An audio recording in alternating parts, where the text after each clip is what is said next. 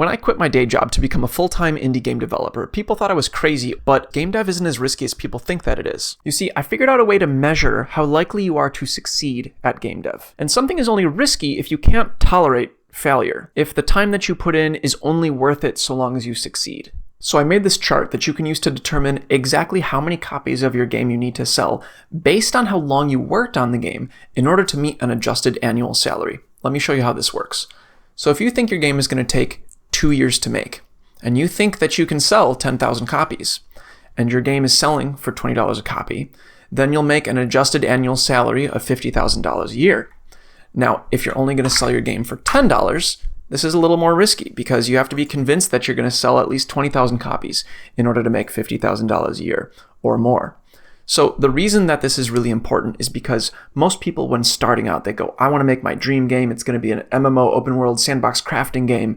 And so, how long is that going to take? 5 years? Probably longer if that's what you're going to do. But let's say 5 years. Well, you better be prepared to sell at least 50,000 copies of your game, which is quite a bit, just in order to make an annual salary of $50,000 a year as a full-time dev. So knowing this ahead of time is so critical, because also what that means is if you're going to make a small game, say it only takes you 6 months to make, you really only need to sell 4,000 copies in order to make that adjusted annual salary. Now let's talk about profit margins for a quick minute.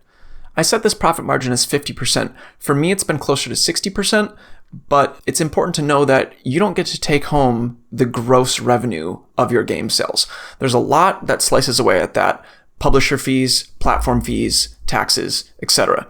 So 50% is a healthy place to put it. You're actually going to take home more than that, most likely, especially if you self-publish, but it just gives you a good idea of how much money you're actually going to be taking home. The obvious next question is, how can you be confident in how many copies you'll sell? Well, if you look at my last video, making a successful indie game is essentially all about 1, getting the game in front of people, 2, making the game appealing, and then 3, delivering on the promise of the game. If you know that you can do that, and that's a big if, because that means that you know how to create compelling content online, that means you know how to make a presentable store page with an appealing looking game, and lastly, the one that everybody spends too much time on, making the game fun itself. If you know that you can do all 3, then you can have a pretty confident idea of what you're capable of creating in 3 months, 6 months, 9 months, 1 year, 2 year, 5 years. With all that information in mind, you can cross-reference this chart and say, okay, I'm making something moderately ambitious. It's going to take me 2 years.